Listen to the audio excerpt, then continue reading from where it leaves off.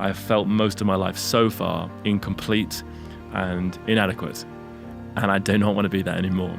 And so what choice do I have but to make this thing work? I would like to talk about your dad. And I'll never forget asking Dad, like, so if you're like the managing director of this place, like, who tells you what to do? Actually, how do you know what to do? If you're not a millionaire by 25 years old, I'm going to be asking serious questions. But I wonder if, like, I could build something much smaller than he was running and achieve what he did. I like the idea that, like, who you are today is not who you are tomorrow. I used to say there's no amount of money this business could ever pay me that could make up for what it's taken from me. You pay me £100 million, it wouldn't be enough. If I got the life I would have wanted for me, I would not have become the man that I'm proud to be. Why leave? Why leave is a very big question. And by the way, these chairs are very uncomfortable. I am not trying to deflect. Maybe I am. Why did I leave? I still can't tell the story.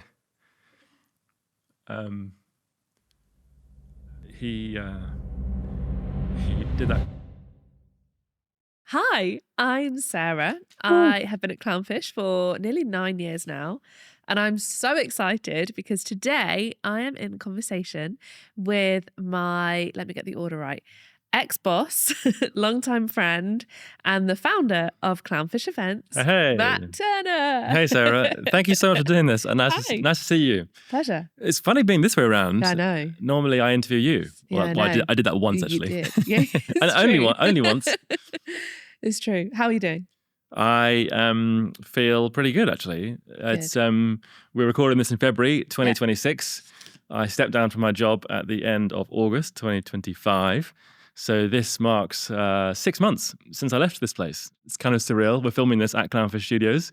This thing that we built really in the pandemic, and it kind of it's seemingly stayed. And yeah, no, it's always a bit weird driving here now. I drove here every day. This particular building we're in now, I think I was here for, we bought this building and I think that was about 9 or 10 years ago. I was going to say. So I drove here, pretty much. Longer than that. 4 or 5 days a week. 2015, I think. That might be true. 11. And been here for a long time. And so to come here now, I've only really been here twice in the last 6 months. Yeah. Once was the Christmas lunch, which I got invited to, and here we are again today. So yeah, I feel all right. Different season of life. My life is very different to perhaps how it was when I worked here. You look more relaxed. Do you think I'm more relaxed? You look more relaxed, yeah. Really? Yeah, definitely. Yeah, we'll get into that, but my therapist says that my body, my nervous system is finally kind of reducing and coming back down to what she would call a wholesome level. Yeah, a good state. From which I can then act upon. Yeah. And so yeah, no, I think I hear that a lot. My friends say that, and my family as well say that I'm more present in conversation and just in space and time. And that's probably because I don't have the enormous distraction of running what ended up being a multi-million-pound business. So yeah, I feel good. Okay, great. Well done. Well, we're going to get into loads of that later. Cool. Exciting. All noted. But this is happening. So this video will be on the YouTube channel. Yeah. It'll be the first video going out. Yes. Why the YouTube channel? Why now? What's this for? My entire career, where people said to me, Matt, you've got to get out there. You've got to put yourself out there, the way in which you speak and the things that you want to share and your kind of thesis of who you are. You should share that with the world. People could relate, people could understand, it could help. And so I never really got around to doing that. Yeah. I think there were also lots of limiting beliefs around being on camera and my sense of speech and articulation. And probably some imposter syndrome. Who am I to share this stuff? I think fast forward to now, time off, I kind of look back with some pride now at what we built here. And I think now it maybe is the time to, sorry, forget the word maybe. I think now is the time to lean forward into this kind of digital space. And instead of just mentoring one-to-one, and instead of helping people on an individual or small group basis, clearly when you go online, you can have conversations with hundreds, thousands, maybe one day tens of thousands of people. And so, I think it's time to share. I think the world needs help, particularly in the working world. And I'd love to be that voice. That's great. Very exciting. Is this scary for you? You mentioned vulnerability. Today? this, but also the wider vision in general. So as you say, putting your views and advice and all that out to possibly tens of thousands, hundreds of thousands of people in the future. Is that scary? Look, everything is scary. Yeah. Everything great I've ever achieved has come through this kind of horrible, turbulent time first, i.e. scary time first. Once you've got through that, the kind of gold, the riches, the beauty, whatever it is on the other side. And so I'm kind of used to this feeling of feeling scared. Am I worried or anxious about this particular project? Look, it's not fully thrashed out yet. I'm not quite sure where this is going. Today, we're just putting a line in the sand. We're just this is the foundation block of perhaps the different seasons of life from where I was to where I am now. But what do you really want from this? Who do you want to target with this sort of advice? Is it a business owner? Is it someone starting out in a career? Is it the events industry? Is there a specific, or do you have a dream of who this would get to? If someone could say to you, that was so for me, who is that person? I think I want to speak to predominantly, there's probably two camps. Yeah. Camp one is the employee. Yeah. I speak to so many people, whether it's in an interview or whether it's people asking for advice or coming up to me online, who tell me words to the effect of, I'm really unhappy in my job. I feel really uncomfortable. I don't feel like I'm myself. I walked into that job feeling positive. 6-12 months later, I actually find myself feeling negative. The environment is toxic. The culture is unhelpful and backstabbing. I don't feel psychologically safe to be there. As a result, my work is not very good. My relationship with my boss isn't very good. And actually, probably worst of all, I take home that stress. And when you take home that stress, invariably, it knocks onto other things in your life. Maybe your health, maybe your financial decisions, maybe your relationship with your partner if you have one, and so on and so on. And so I think I'd love to help Camp One, the kind of employee working world. I think so much of the Western working culture is not really set up very well for employee flourishment, as I call it, or perhaps growth, or perhaps healthy challenge, or perhaps supportive environment, however you want to say it. And I think I have so much to say to that camp. And then the other camp is on the flip of that, the employer. It's a tough job. Like I did that for a long time. I think I employed hundreds of people over the years. And I think so many employers don't really actually have, if they're honest with themselves, the tools, the skills, the resources to really know how to manage effectively, how to get the best out of someone, how to make someone feel safe. And so, it's funny, if you want to learn to drive a car, you are forced by law and regulation to go through a predetermined exam. You probably do, 20 hours with an instructor, maybe 20 or 40 hours with probably a dad or something. And then you have a test. It's pretty rigorous because there's a risk involved. Makes sense. We all accept that as a society. With management, what's the prerequisite? None. Literally none. Anyone. I was 18 when I first managed someone. Well, that shouldn't be allowed. There is, Jake Humphreys says a lot, your boss has more potential for negative impacts on your mental health than your therapist does. Yeah. It's an interesting way of framing that. I don't know how you quantify that, so who knows if that's true or not, but the sentiment I kind of think I probably accept. The sentiment is where you work can really damage. So I think there's a huge responsibility on employers. And so I want to help them too. I've got so much wrong. I've just kind of made pretty much every mistake possible with employing people. I feel now is the time I can use that to support and help the next leadership or management team. And I think that's what I'm called to do. Yeah. I want to do that. Really cool. That's the thing that lights me up. That's the bit that excites me. Yeah. That's the bit that makes me feel useful and valuable to the world. And I don't think there's any money in it, probably, but I don't really care about that for the first time in my career. I am not chasing riches. I'm not chasing status. I'm not chasing status is a band, isn't it? I literally had that exact thing into my head. Is that how that came up? Yeah, chasing status. Sorry to get distracted. Bulldog. It's I'm not chasing validation anymore.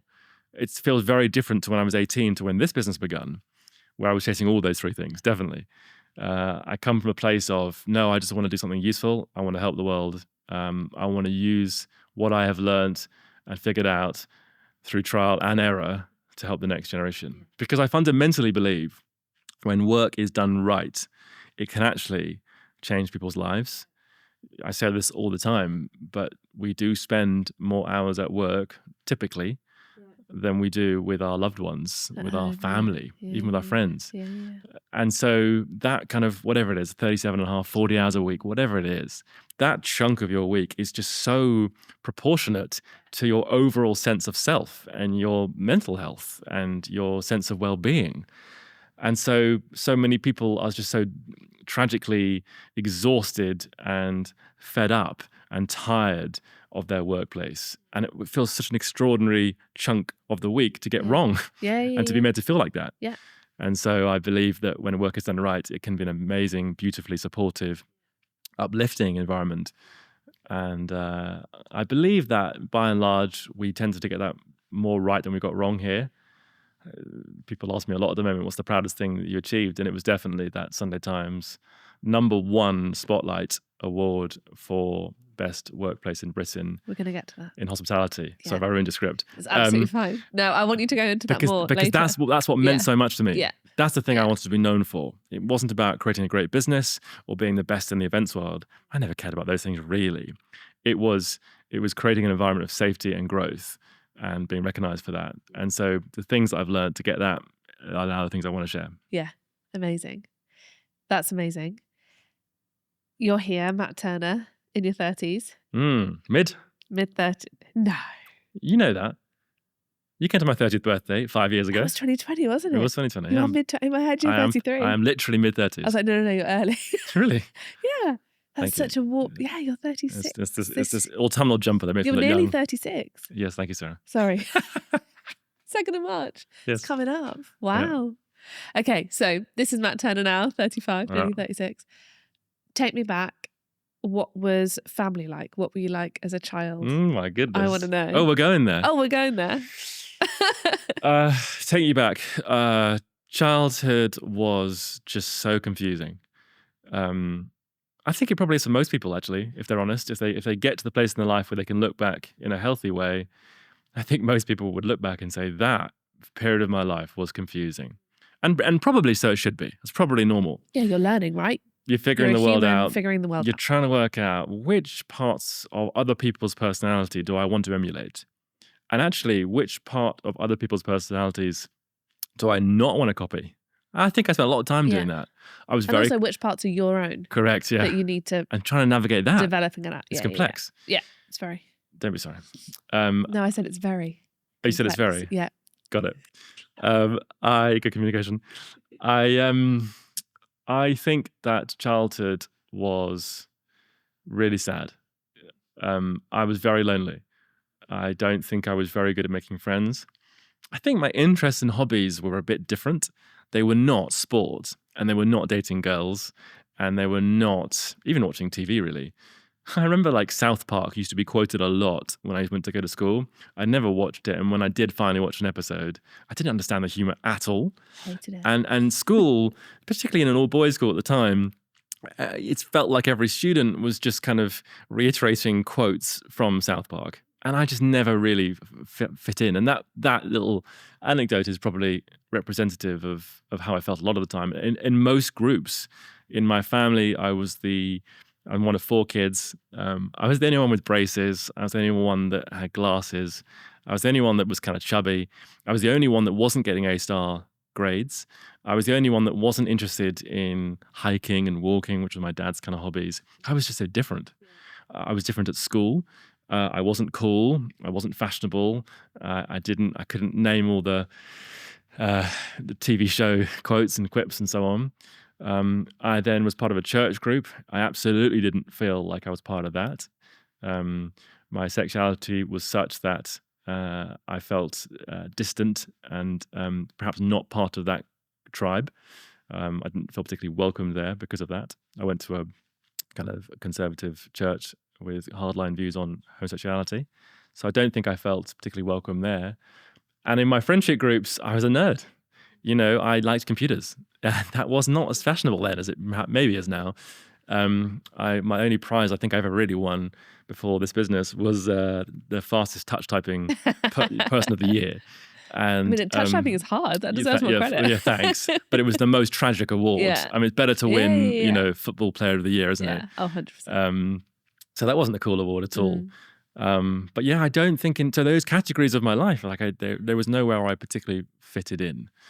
And that was pretty horrible. All I ever wanted was to get out of that prison, in inverted commas. And don't get me wrong, my parents were great and I loved them and still do. Um, and I just was very different. I was very shy. I was very quiet. And I didn't feel particularly safe. I didn't feel I belonged anywhere. And I didn't feel my interests or my hobbies were particularly valuable or useful to the world. And so I kind of shut down and became quiet and probably became hypervigilant as a result, because I was scared of the people and scared of the world because I didn't feel like I belonged there. It's a great answer. Thank you. So that was childhood. You started Clownfish at 18, which is fresh out of childhood. Like that's legally, you're an adult then. Yeah. But you're still really only a child at 18. Yeah, I agree. You can vote at 18. I had no idea of the world then. So what was that like, transitioning fresh out of school, presuming you did A-levels? Everyone goes to uni.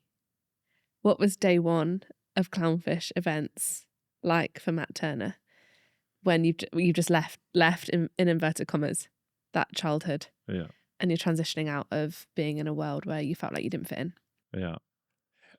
Day one was even more terrifying than the previous 18 years. Some of my vivid kind of early memories are sitting in my bedroom at mum and dad's house with a Dell computer. And in those days, you used to have like a second analog phone line to do the internet. Yeah, I remember For some reason, dial-up. Yeah, but for some reason, you didn't. The primary phone line couldn't handle internet, so you had a primary phone line and a secondary phone line for the internet. And that secondary phone line was a phone number that no one in our family obviously used because you don't need two. And so that became the Clownfish Events hotline. And I still know the number off by heart. So fun. And I remember that phone sitting on my desk with my Dell computer and looking at it and thinking, how could I ever make this ring? Yeah. Because I worked out pretty quickly, for this business to work, that phone needs to ring. You need customers. That phone has got to ring. That is the catalyst to all things that I require now to make this thing real. Yeah. People always forget, like year one, and frankly, the first few years, it's not a real business. No. It's not making any money. The first year of revenue was £26,000. That was our first year of revenue.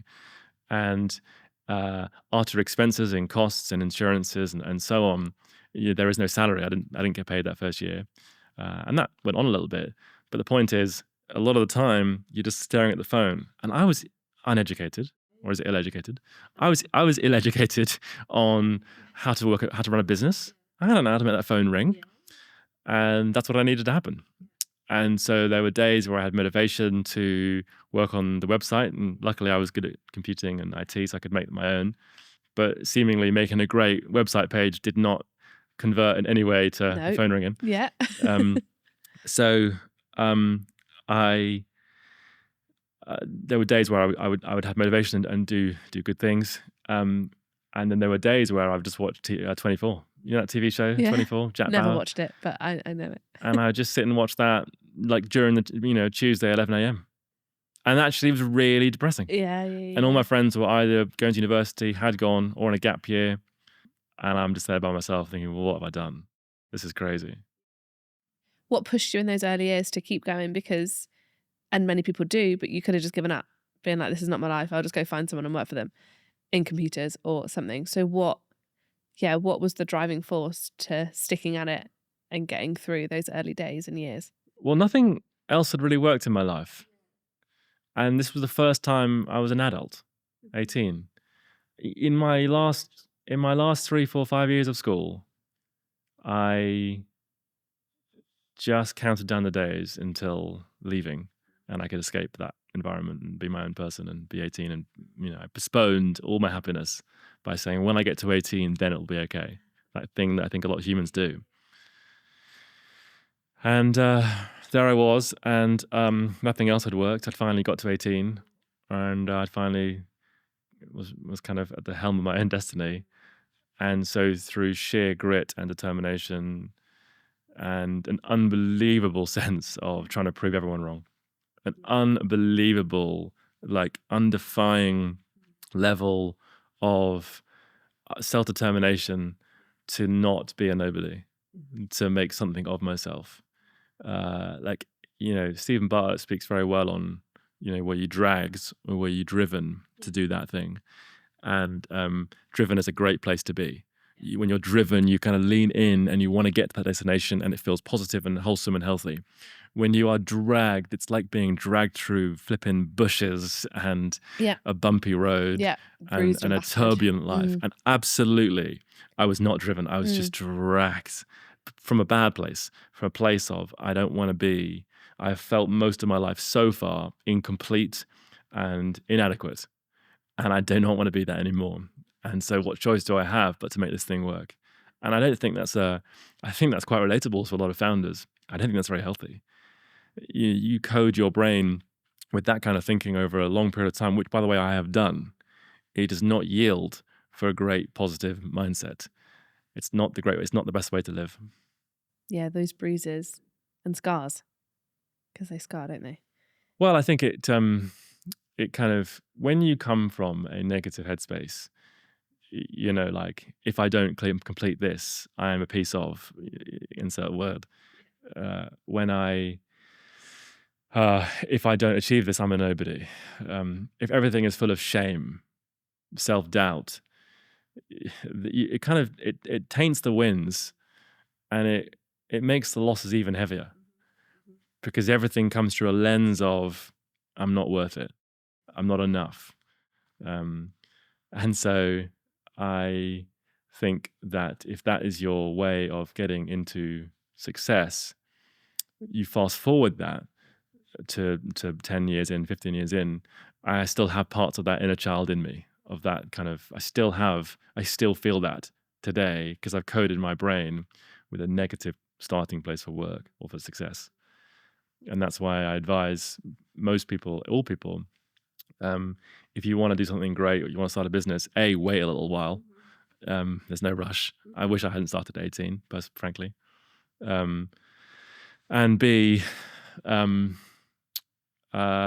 start from pride. Try that.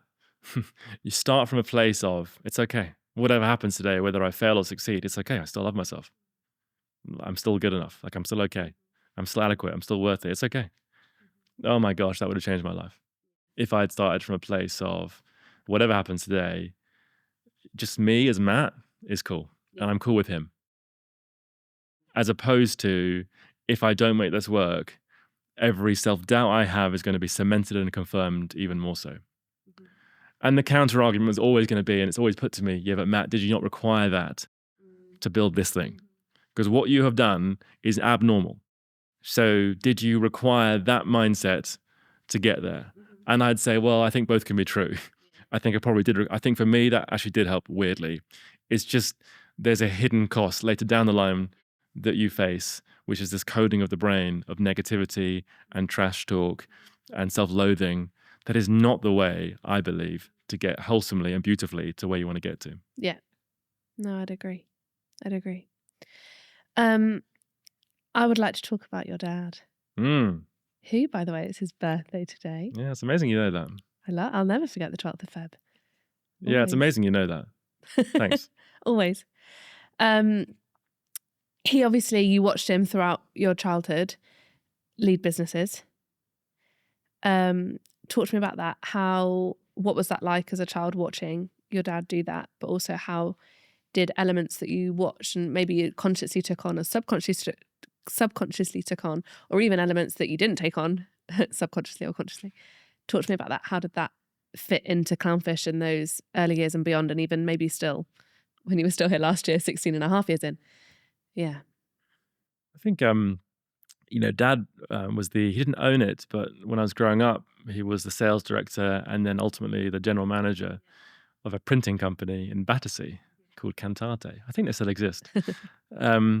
And at the time, it was a relatively small operation, but that didn't matter. Occasionally, he would take me to work on a Saturday morning, and it was magnificent. He would kind of walk in, like 10 a.m. with his kids, And all these kind of Saturday workers kind of tipped their cap at him. They kind of nodded and affirmed a smile. And he knew their names and he Yeah. shook their hands and he introduced us kids to them. Yeah. And then he went up to his office. He had his own private office. And by the way, his office was horrendous. Like, it wasn't sexy, but it just felt like you get your own office, Dad. Yeah. And I'll never forget asking Dad, like, so if you're like the managing director of this place, like, who tells you what to do? Like, and actually, how do you know what to do? When you come to work on a Monday, how do you know what to do? Yeah. It's a really interesting question. And I just think I felt such adoration for him, that he was the spearhead of this thing. People looked at him and respected him. And he kind of fostered a kind of culture and a workforce, and he got to be in charge, and that felt important. Yeah. And I don't believe I ever thought that would be my life.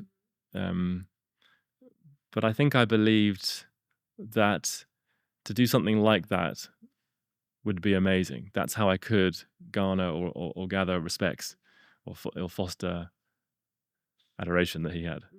I wasn't going to be a football player. I wasn't going to be a musician. I wasn't going to be an academic. But I wonder if, like, I could build something much smaller than he was running, and achieve what he did. Did you ever feel the pressure to, obviously, father son? It's often quite you want to follow in your father's footsteps. In a business sense, did you ever, and maybe in a personal sense as well, did you ever feel pressure to follow in Ben Turner's footsteps? Yeah, I did. Yeah, massively. He was loved, and his funeral was just packed with people from all walks of life. So many amazing people that came up to me that I'd never even met, that told me different stories of how he had inspired them and lifted them up. I think it's a blessing and a curse when you have a great dad. You want to emulate the good things, and there's perhaps a pressure, especially as a son, to be more like him. And I think I thought often I could never be like that, because he was academic. He was very articulate. He was great with debates. Sunday lunch, people came around and he would absolutely debate them for hours on end. And I would watch like tennis. Like, wow, Dad, this is unbelievable. Jaw dropped. I never did I believe I could do anything like that. So that comes with it's a double-edged sword, isn't it? It's like it's an inspirational figure. It's also a scary, oh my gosh, I could never achieve that. So a bit of both. And did you find, just focusing on the other side of the sword that was scary, that I suppose would be called imposter syndrome? How did you find that really fostered in those early years and even now? I don't know. And was it constantly ever in your mind like, gosh, I want to be so like him, here's my inspiration, but I can't, I'll never get there? Did that was come in deep or heavy? Probably I had that feeling all the way until he died.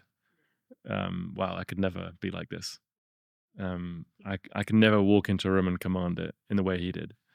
I could never just come up instantaneously with an anecdote or a political thing that he'd read that would perfectly match the conversation of the room. Like, wow, to be that sharp, to be that lucid of thought. Wow. So yeah, I think I had that all the time. Do you think he'd be proud of you? Yeah, I think he would be proud. One of the sad parts in the pandemic, a lot of people know that we completely renovated this building. We built more floors. We built a TV studio, a very smart kind of office and green room space and kitchenette and so on. And my brother, who's a plumber, he plumbed the showers here and the toilets and things and the kitchen, actually. And I'll never forget him saying at some point in 2020, it's a real shame that Dad will never get to see this complete. That was halfway through the building project. It's really sad that he'll never get to see this. And I think about that quite a lot. It is sad that he didn't get to see, after he died, those last kind of 5 or 6 years of my career were probably the years that disproportionately I grew, and therefore the company grew. There's probably a correlation between all those things, by the way. And so he never really quite got to see the pinnacle of the successes here, the physical manifestations of that, like this kind of amazing building that we're in today. So it's a shame that he didn't see my crescendo, perhaps. And the truth is, I've selectively said some lovely things about him. He also had a very troubled life. He struggled with bipolar disorder, type 2, I think, was signed off work a few times, and things went pretty downhill. The last 10 years of his life were actually very complicated and very difficult, and he acted out of character. And they just happened to be the 10 years I was trying to build this business. So because of that, and maybe because of geography, we became a little distant, just purely because there's a lot of things going on at that time. And I was so doggedly trying to get on with this business and prove myself, or prove my kind of self-doubt head talk wrong, that I kind of left a lot of that to one side. And so, yeah, like my relationship changed probably with my dad from kind of 18 onwards. I was 29 when he died, and he was 59. But yes, I think he would be beaming with a smile right now if he could see how things here turned out. I don't think he'd care about the financial aspect of anything. He was never interested in that. I think the thing he'd be proud of is some of the transformations that perhaps have been delivered through this business to people here. Some people that have left, some people that are still here, and some of the cultural things. I think that's the bit, the community, the kind of getting alongside people, championing people, giving people a voice. I think I got that from him. He loved that stuff. And that's the bit he'd be proud of. And it's a shame that he saw some stories like that, but small and few and far between. Yeah. It's gotten bigger in the last 10 years. Yeah. So the early days of Clownfish, you started it in your bedroom at your mum and dad's house. You then eventually went into the new modern warehouse. Mm-hmm. Thinking back to those early years, what shaped the business? What possibly nearly killed it? What helped it to grow? Yeah, I said earlier, sheer grit helped it to grow. Yeah. It was The kind phone of eventually rang. The phone eventually rang, although not really. I mean, so one of the things I miss about the early days, it was so scrappy. It's kind of fun. I remember, like, the first van that we bought was £3,000, and it was an LDV. It was an ex-Royal Mail van. I say this a lot, but I always remember it. You could still see where Royal Mail had been sign written on the side of the van, even though it had been peeled off. The sun had burnt it onto the skin of the van. And over the top of that was a kind of Clownfish Events logo. There's a great picture of your dad driving that. There is a great picture, yeah. He did 3 shifts, I think, for free. Scrappy. And I remember parking that van on a private road in Kingston, which had 3 very fancy private schools on it. And I remember parking there all day. It might not even been illegal, but I just thought, well, why don't we try this? This is scrappy, old-fashioned, not complicated business. Let's just see if this sign-written van that's bright red and looks horrendous, by the way, nothing upmarket about it, 25 years old. Let's park that outside and see if anything happens. And of course, nothing really does happen. But the point of the story is that I tried everything. And I wasn't, weirdly, I was okay with failing because I'd already failed. I had nothing to lose because I hadn't built anything. So why not try something? And by the way, those 3 private schools on that private road all became massive clients of this business. Now, I'm not sure it's from the van necessarily, but it might have helped. Yeah. You'll never know. You can't track that kind of stuff. Point, hey? But you'll never know. And I did other things. I leafleted. Yeah. I sent people balloons. I linked up with an estate agent friend of mine who actually sponsored those private schools, and he gave me a foot in the door. Those early days, I look back kind of with a bit of fondness now. I mean, I didn't feel this at the time, but looking back, I'm like, wow, that was like proper startup, completely ridiculous. Hadn't got a clue what we were doing. No doubt breaking every kind of health and safety law in the country, but completely and blissfully unaware, didn't really know how to do accounting. That's kind of beautiful. Scrappy. Simple. Yeah. there's a real bliss, isn't there, in ignorance? And so I think, yeah, those are my early memories. Do you remember any specific failures where you thought, oh my goodness me, those moments that catch you and you think, is this worth carrying on for? Oh, I mean, I had those moments regularly. I Yeah. mean, most weeks, if I'm honest, Yeah. for my entire career. Is this really worth it? Yeah. Is this too difficult? Yeah. Can I really, Matt, can I really handle this? Big mistakes, yeah, tons. We were sued quite early on. Can I talk about this?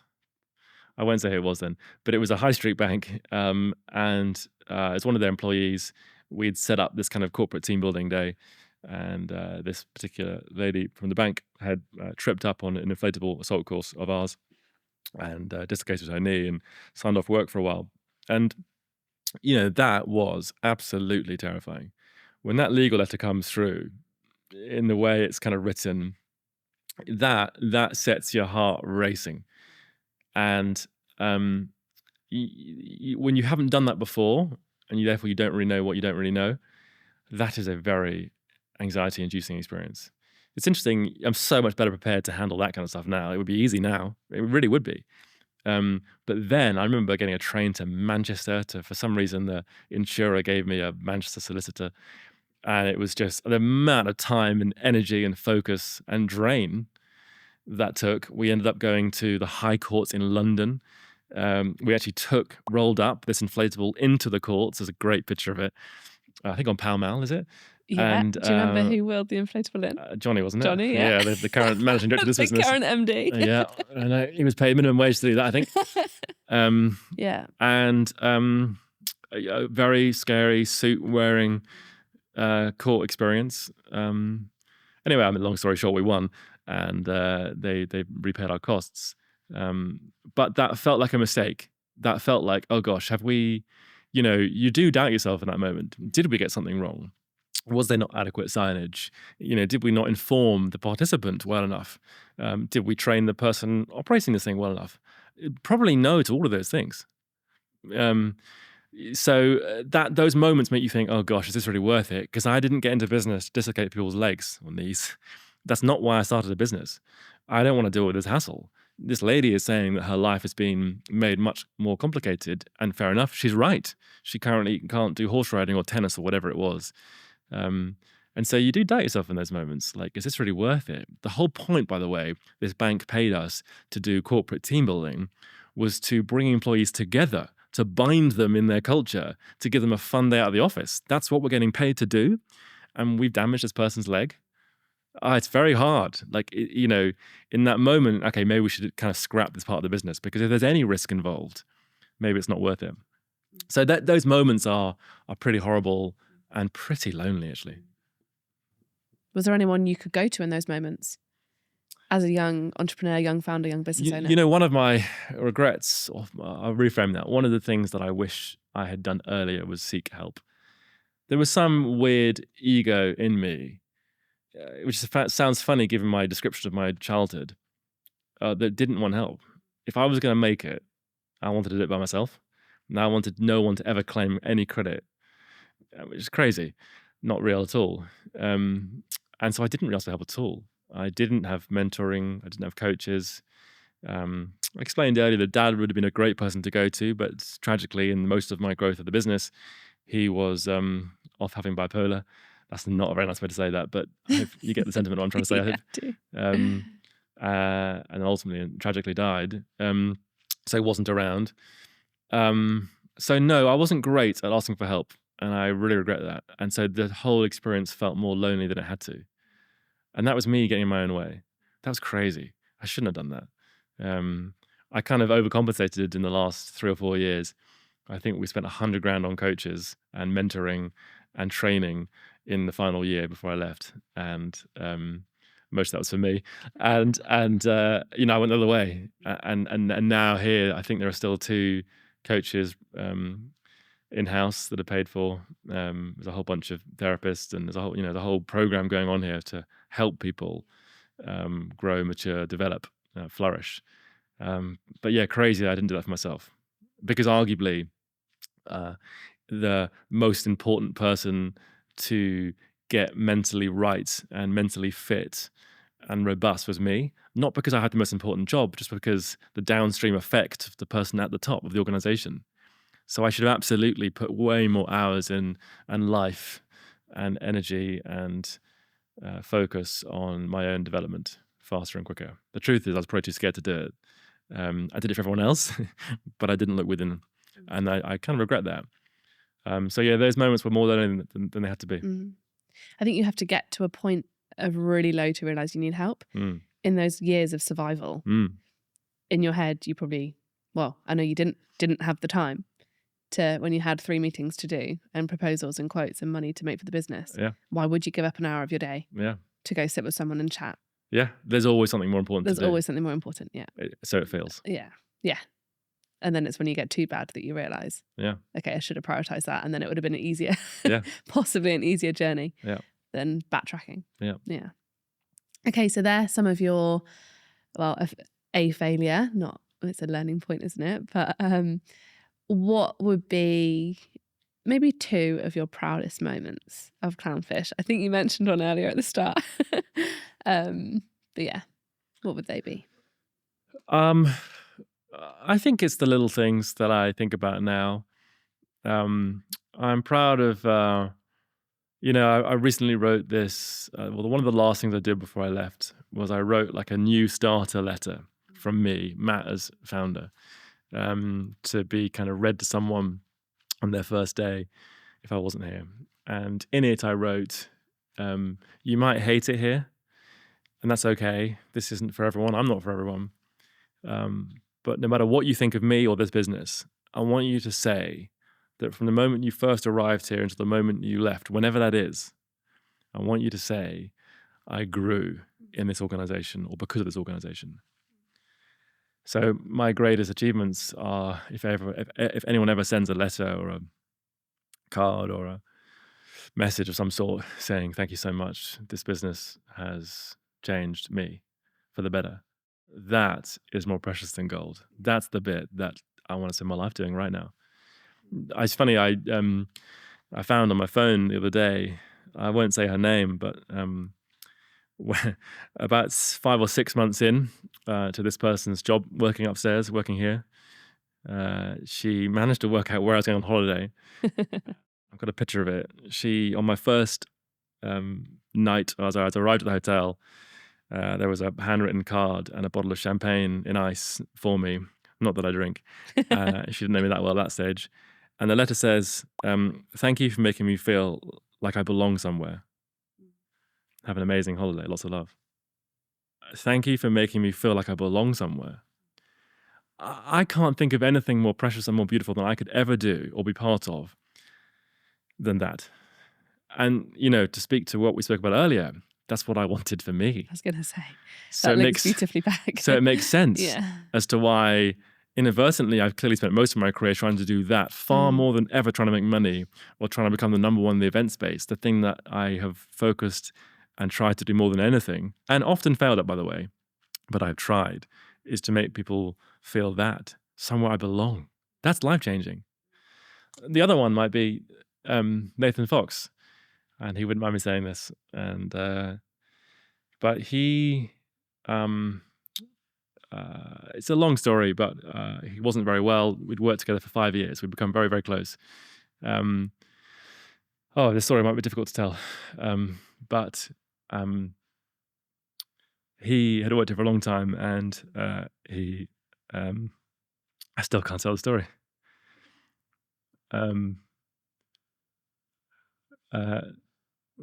He did that classic guy thing of not going to a doctor or not even having a GP. I remember him telling me, I've moved, I don't even have. So I paid or booked a private GP friend of mine for him. And because something wasn't quite right at all with him. He'd lost a lot of weight and he didn't look well, and other symptoms were happening. And I realized that no one else in his life was going to step in. And so anyway, we were, I used to have, as you know, a house on the south coast of England in a lovely town called West Wittering. And there were a few of us there, I think, doing this kind of offsite. And this doctor, GP, who we'd seen the day before, who hadn't quite given him his results yet, rang me. And he said, Matt, I can't tell you what this is about because it would breach patient-client confidentiality. But do you know where Nathan Fox is right now? I know you're his employer, and obviously you recommended him to me. And I was like, yeah, he's asleep downstairs in my house. He said, I need you to take him to hospital right now, immediately, and get him to call me. And so we rushed to Chelsea and Westminster Hospital, which wasn't the most local. And I ended up spending 2 or 3 days with him, and it turned out that he had diabetes, and it was amazing timing because he was kind of hours away from irreversible brain damage. And he didn't tell his family and friends at that point. It was all a bit too much to process. And I got to be with him in that time. And I got to play a part in that unbelievably life-changing, terrifying 48 hours of his life. And a year later, on the anniversary, he sent me this picture of the two of us in a frame, which is still in my house and will be forever. And on the back of it, it says, Dear Matt, thank you for being you and saving my life, Nathan. You know, I appreciate that's not really work, but that would never have happened if we hadn't worked together. I spent a lot of time with him. I understood him. I knew that he wasn't going to see a doctor of his own accord. I knew he needed to be pushed. It wasn't really my place or job to do so, but that message, thank you for being you and saving my life, actually meant a lot to me. And there are so many moments and stories like that people have shared here.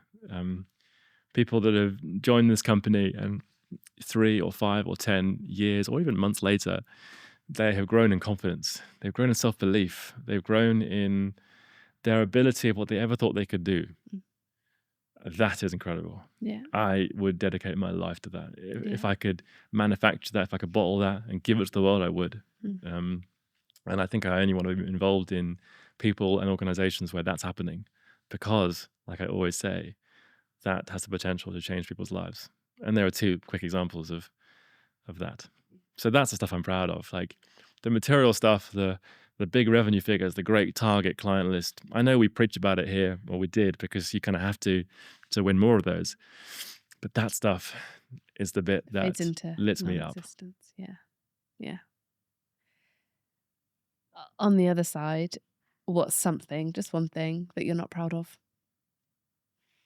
I am an emotional person, as just evidenced by the last question.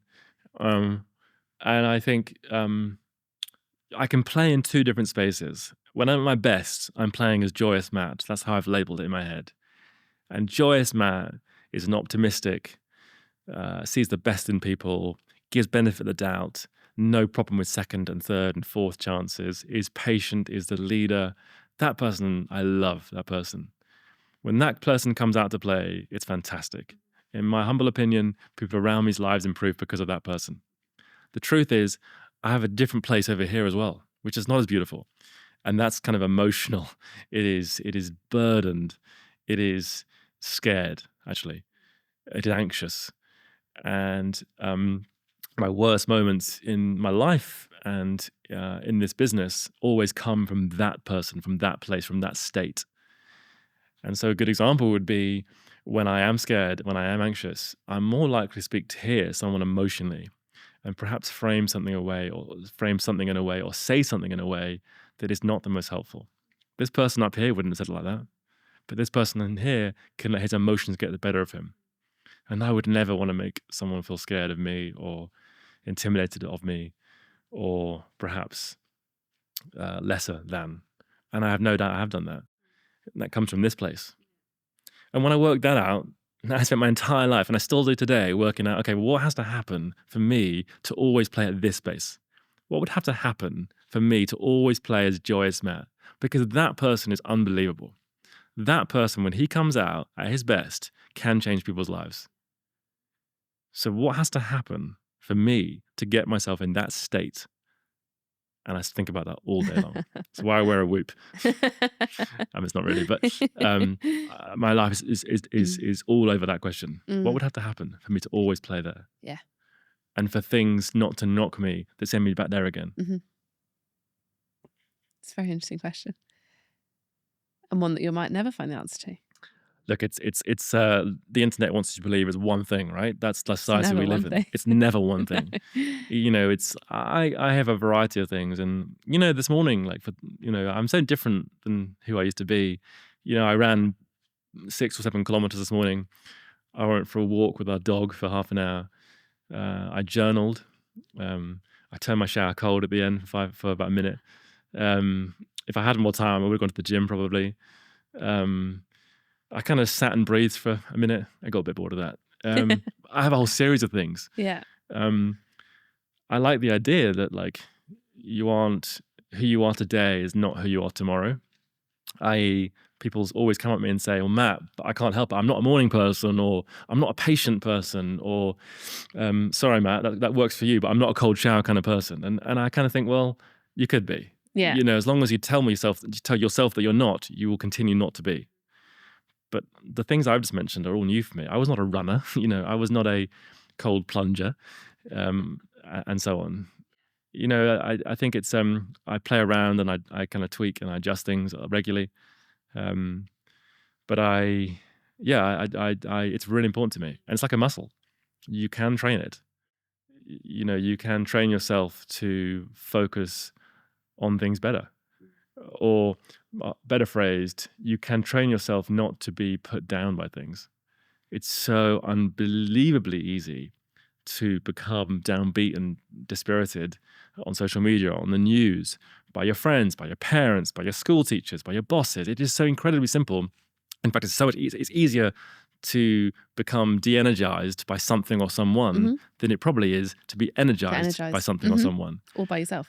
And so I spent a lot of time trying to work out, how can I shorten the window of time between I feel angry, I feel disappointed, I feel sad about the world. How can I reduce that window to as minimal as possible? How can I get it to be, 60 seconds? Tony Robbins speaks very well on this now. You know, you're going to get over that thing that happened. This time will pass. It's actually in your control, more than you realize, to reduce that time. So you have a choice to make. You can either be upset about that thing for a day or for a week, or if you really want, for a month or even for a year. Or if you know you're going to get through it, you could just reduce that. Yeah. And make it 60 seconds. Yeah.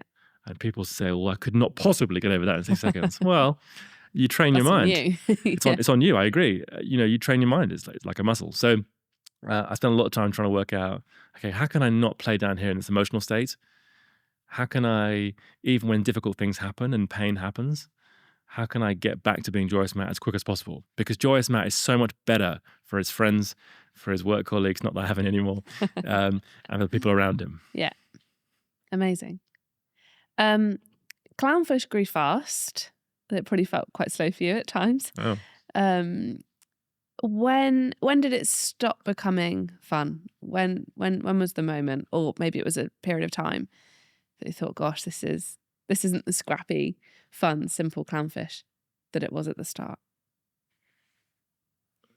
I think you can look at these things through different lenses.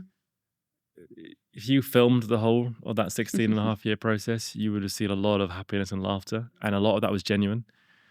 I have had some of the best times of my life with these people in this building.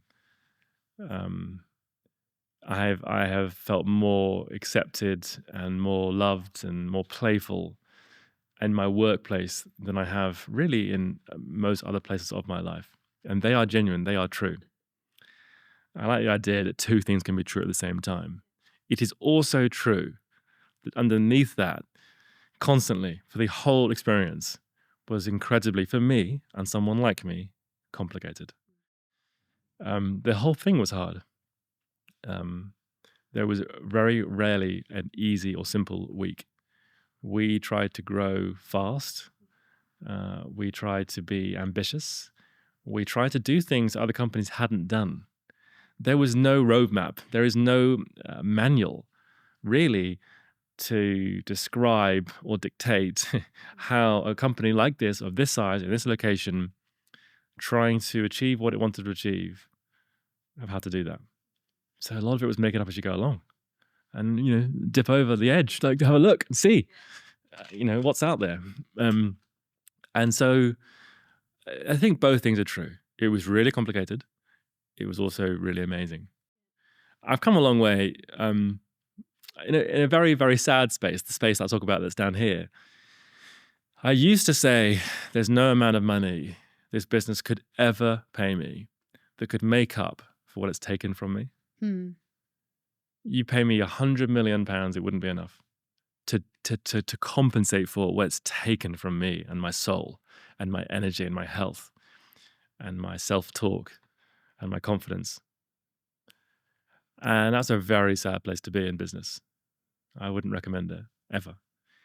And wonderfully, through life, through growth, through coaching of my own, I actually got to a place, which I believe today is also true, which was, I'm so grateful to this job. It's given me everything.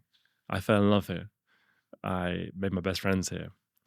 I learned everything about business and the world and people here. I didn't have to, I got to. How different is that? I got to sit on stage. I got to interview people. I got to create culture that made me feel safe inside of it. Yeah. I got to learn how to sell £250,000 events to clients. I got to figure out how to interview someone. I feel set up for life. And I'm not talking about financially, I'm talking about mentally. The resilience that this place has given me through throwing myself in. My problem-solving ability, I think, is second to none. I remember saying once to the team on a ski trip, I believe I'm the most resourceful person I've ever met. I can figure it out. You can't not. You become very, very good at handling real-time, live situations and problems when you run a company, let alone an events company, which is all about live. So I'm grateful to it. It's given me everything. It has slowly rebuilt me. It broke me too.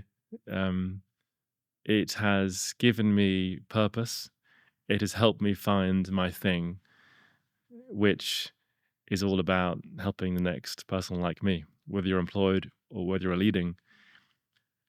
Fundamentally, at core, we're similar people. Why leave? Why leave is a very big question. And by the way, these chairs are very uncomfortable. They are. My bum is numb. Could right we now. not have up the budget on this place? I think the sofa next I'm time. sure in my day, when I was here, we had nice armchairs. These are horrendous. They're the lunch chairs. I am not trying to deflect. Maybe I am. Why did I leave? So many reasons. When I first started thinking about this, was kind of April time, maybe May last year. And I just started journaling. And I don't think it's coincidental that I just started journaling daily. And I got to this place pretty fast where I thought, my time's up. It's time to try something else. Let someone else take over. I've done what I can do here. I don't think it's coincidental. Yeah. And I remember journaling originally. I was in a Joe and the Juice in Wimbledon Village, and I remember this so vividly. And I'd written, I couldn't quite work out what my most recent turbulence was of running this business. And I wrote down, I think I built a business that no longer my skill set fits inside of. And I remember crying the whole walk home down Wimbledon Hill back to the flat that I used to live in. Because I thought, I set this thing up to make a space for me where I felt like I belonged, to create and curate the clients that we worked with, the suppliers that we picked, and the team that we employed. Like it was all in my control, in my safety net or zone, and I can feel safe here. That's ultimately probably why I started the business. And 16 and a half years later, millions of pounds later, I suddenly realized, oh my gosh, I don't fit here anymore. Not in this role anyway. And what I'm saying there is, I am a entrepreneurial, visionary, founder type persona. I am creative. I'm all over the place. I'm wacky. I'm ADHD. I'm a lot of things. That person is so necessary. That energy is so needed to create something from nothing. Remember that once upon a time, Clownfish Events didn't exist in your lifetime and in my lifetime. So that kind of persona that I've described, that's me, that got us here. However, to get to the next point, and I think Johnny wants to get to 1 million a month, 12 million a year, which I imagine he'll do relatively soon. To get to that level of growth, you need a detail-orientated, thorough, all over the processes and systems personality. It's not me. I'd love it to be, but it's not who I am. And the company will suffer as a result if I stayed running it. It wouldn't grow. It would be fun, by the way. It would be fun and it would stay at the size probably. But it wouldn't grow in the way that it had potential to, or does have potential to, with me at the helm. And so whilst I would absolutely hire me any day of the week, if Matt Turner walks into a room, I will give him a flipping job any day. Even if I didn't have a job for him, if I walk into a room, I'm hiring him because there's a space for me, I believe, or a persona like mine, personality like mine. But I wouldn't hire him as general manager. And when I realized that, I realized, oh gosh, if I wouldn't hire myself to run this company, what the hell am I doing running this company? And it became really obvious. Yeah. And I made that decision pretty fast. And for once in my career, I did take quite a bit of counsel on that. But the truth is, I'd already made my mind up. I knew that I'd done 16 and a half years. I am proud of what we achieved and what we built here. But I also thought, do you know what? It's time. Better Man is the Robbie Williams biopic, my favorite film of all time.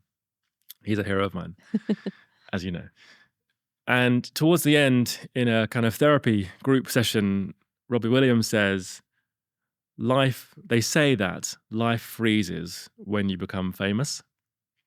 So technically, I'm still 15. And I think in a smaller way, I can relate to a part of my life froze when I started the business. I'm still 18 in some ways. And I think my therapist says that I still carry around a lot of that abandonment and loneliness in my mind. It's become a prison. And I took that all the way through to 35, running this business. And she said to me, Matt, you can only start to heal when you're out of that place. So maybe part of it was for my own sanity and protection and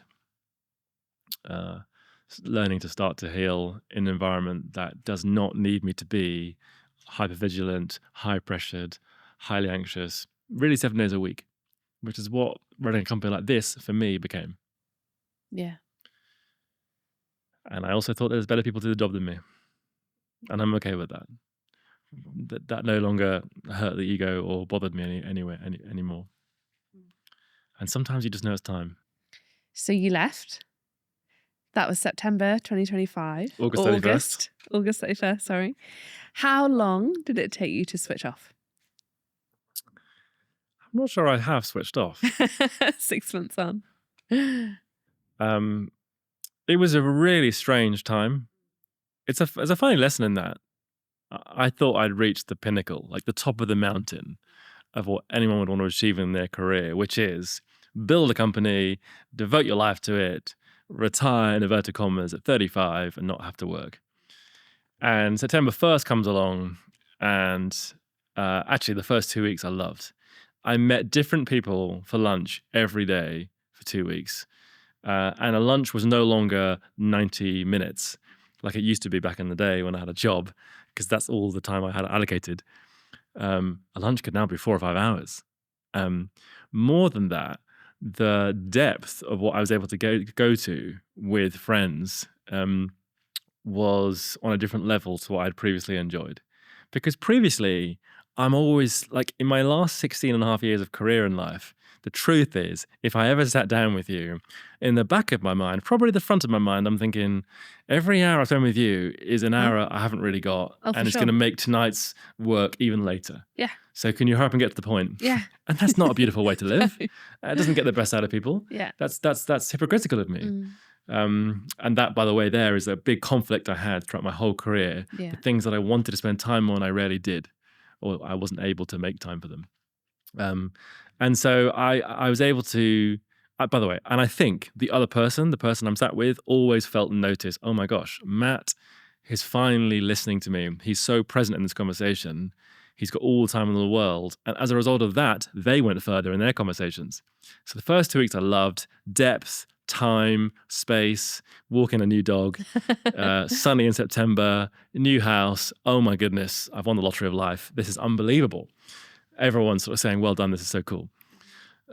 Week 3, bored out of my mind. Like really bored. Yeah. And I'm like, do you know what? This is fun, but I'm starting to run out of friends. Hi, Estelle. Hi. Speaking of friends, Estelle used to be my personal assistant, and she makes, thank you so much, and she makes the best coffees ever. Estelle, thank you, you Estelle. so Although not much. my favorite mug. Has someone used my favorite mug? Yes, someone has used your favorite Is that mug. right? Chocolate on top and everything. Estelle, it's That's so the best, good. thank you. For some reason, it's freezing in here. Apparently, there's budget cuts. We can't afford heating here since I left. But thank you. That's just what I needed because my hands are a bit numb. My fingers are now thawing out. Thank you. Thank you, Estelle. And you might feature in this, whatever this is. You will. Thanks, Estelle. Thank you, Estelle. Don't block the camera. Thank you very much. See you. Bye. Sarah, where was I? Week 3, bored out your mind.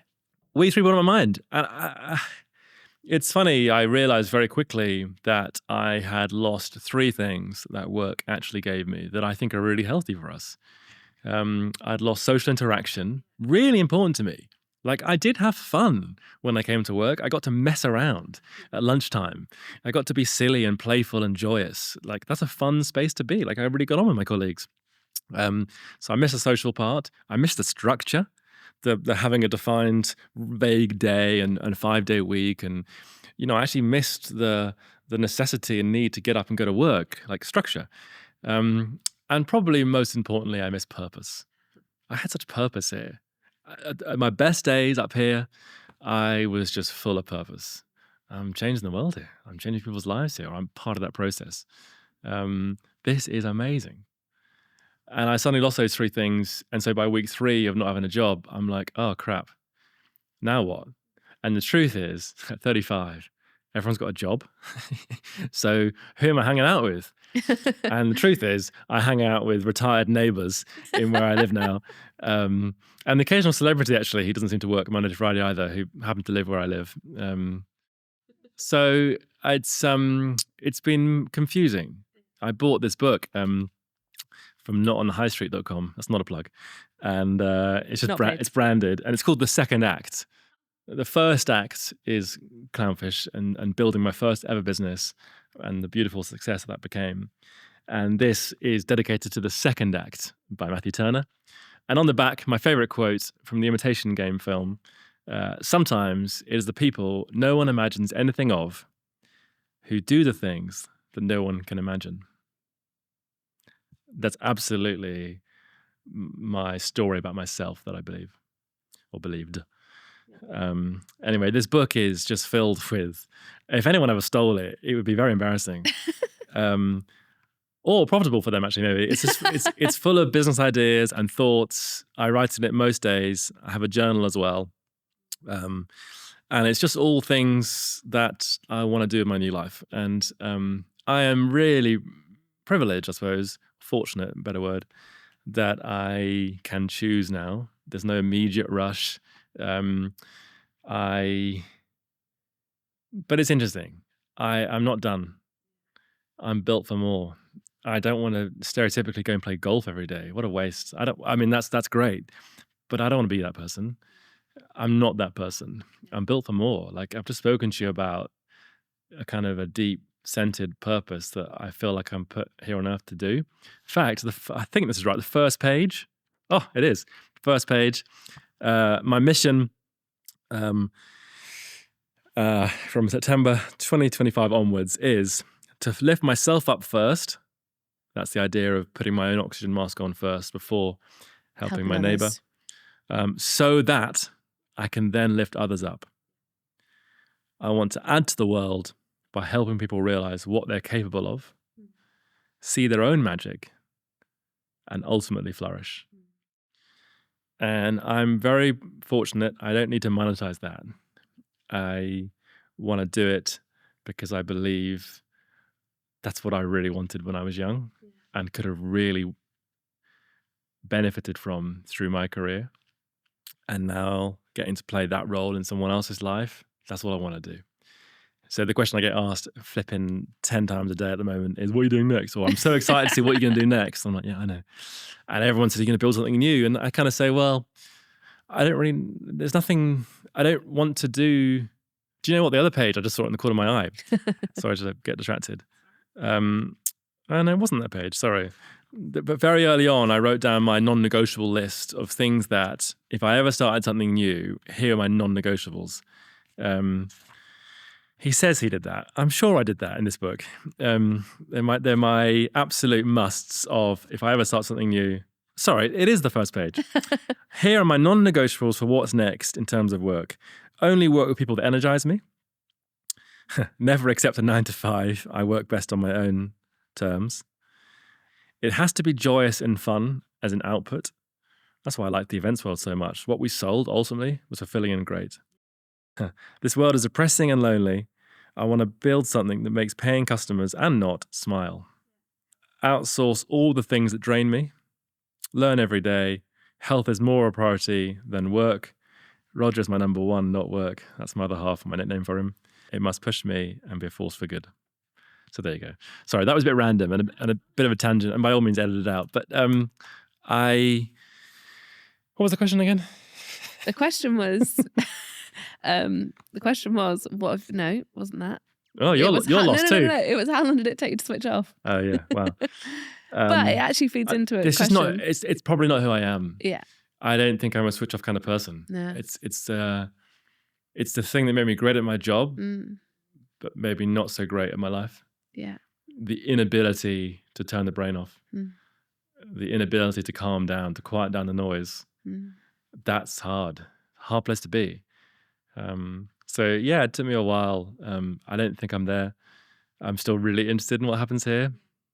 I'm still connected in lots of ways to this building and to this business. I didn't sell it. No. You know that? Yeah. I get asked that a lot. Why didn't you sell it, Matt? And there's probably two answers to that. One is that it probably wasn't ripe for sale. Not that I really care about that.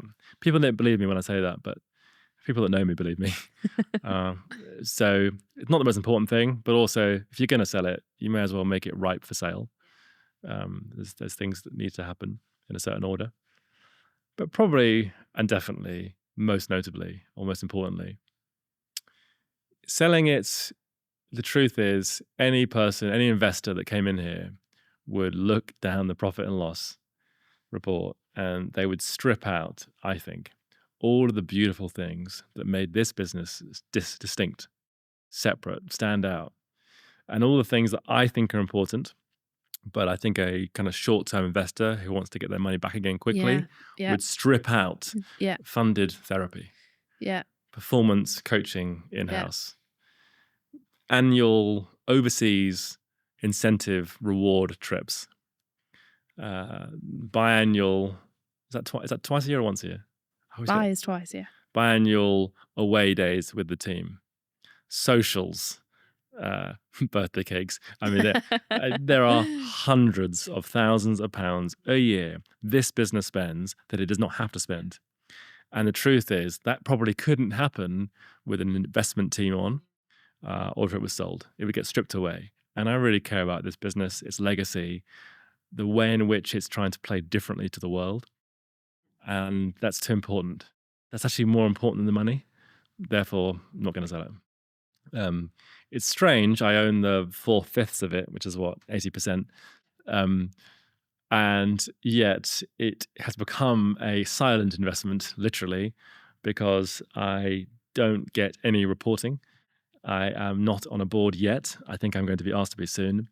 I don't have keys to the four buildings now that we have our own. And look, I'm obviously close to lots of people here. But I am very much intentionally, and that's been difficult, allowing them to run it. It's their place now, it's not mine. I have stood back and it's up to you guys now. It's your turn. It's your time. You're ready to do this, by the way. Over to you. I'm the old guard. Get out of the way. That's what I need mentally. It's also what you need literally for me to get out of the way. So it's been very difficult, but I have literally stood back and not been around and haven't been here really at all. Do you miss it? Yeah, I do. Yeah. This is a beautiful place to work. Not for everyone, but by and large, I think most people say to me, this place is beautiful. It's still work, right? It's still challenging. It's still hard. Don't get confused. But like, we are very active about exiting people that don't make our culture thrive. If you have a culture like that is intentional about that, you end up with A talent, A star, A team talent, beautiful people, uplifting culture that all is the bedrock of flourishing lives and business. And so, yeah, I do miss this place. It's a really happy place to be. It's fun coming here this morning. You know, everyone gives me hugs and says hi, and it's a special place. It's different. It's a lot of it is an extension of my personality, the way in which we decorate things and sign things and people that we hire. You know, there are new people since I left, and I don't know them as well, but my core team of 20, whatever it was when I left, they're all still here, I think. And I think I know, I hope. And, you know, they're in lots of ways an extension of me and so, yeah, I feel very warm and loved and welcomed here. And yeah, I definitely miss it. Yeah. You speak a lot about culture, and I know you worked really hard to build the culture here. And I don't know if you know the answer to this, but can culture that we've created here, work on scale? You know, I get asked variations of that question a lot. Yeah. Yeah, Matt, it's all well and good for you. When you're 30 people, you know, we were pretty good too, but now that we're 3,000 people, it's impossible. Yeah, exactly. That's the kind of framing that I hear a bit. And I kind of want to say what Nelson Mandela said, everything seems impossible until it's done. It's not impossible. It is harder, has more challenges. But by the way, so does 30 people. You know, you have limited diversity by definition with only 30 people. That comes with its own challenges. So, of course, it's challenging. I think I think it is possible in a much larger organization to still retain a small, cultural, vibey, upbeat place like this. But like everything that's great in life, it doesn't happen by accident. It's intentional. I went to a wedding in Puglia in Italy last Christmas, and it was Juicy and Alfredo, who were the head chefs of the Lamb Inn in West Wittering, where I used to go every day. I was so touched to be invited. Flew out, didn't really know anyone because clearly it's in Italy, and most of their friends were Italian. A lot of the wedding was in Italian, the speeches and so on. And I got plonked at this table. And culturally, I now understand the Italian weddings are a little different to perhaps British. They're very long. It's just like a constant serving of food and entertainment and excitement. And Elvis Presley was there, and it was joyous. It was wonderful, but it's different and very long. And I didn't realize that. And so I sat down at my seated table with my name on, and actually Dave and his wife from the landlord of the pub were there. But no one else I really knew very well. And I recognized, okay, I'm in for the long haul here. And we've all been to weddings where you get sit and you're forced to sit somewhere, and you suddenly realize, oh, golly, I'm going to be here for a long time. Yeah. I've run out of conversation with you already, and we've still got 6 hours until dancing.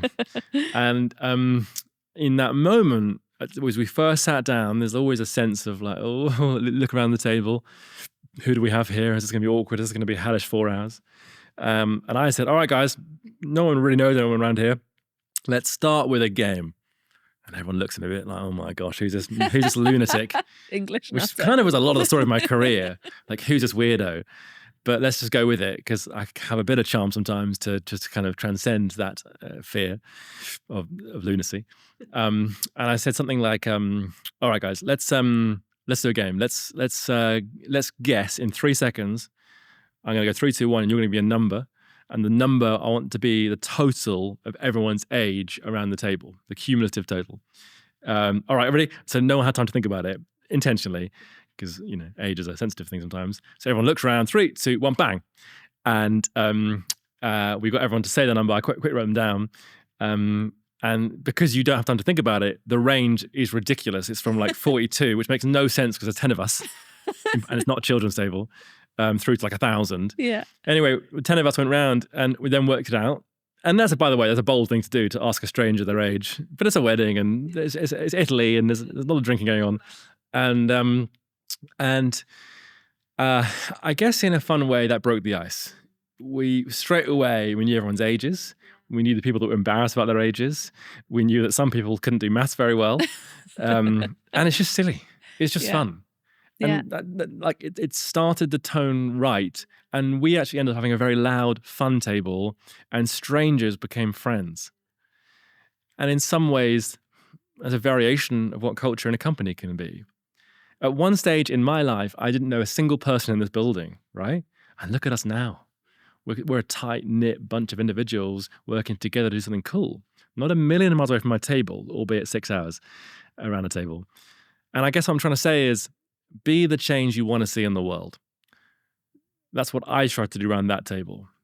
If I make a fool of myself slightly here and do some dumb game, meaningless game, by the way, and just make an effort. If I lean forward and make myself the person that's going to be a catalyst, then I might make everyone else's experience at this lunch slightly better. And so where I'm going with this, a very long story, is to try to say that's what I would want to encourage in a £3,000 company. Don't wait for the leader or the CEO, who, let's face it, you're never going to see in a £3,000 company, 3,000 person company. Let's not wait for them.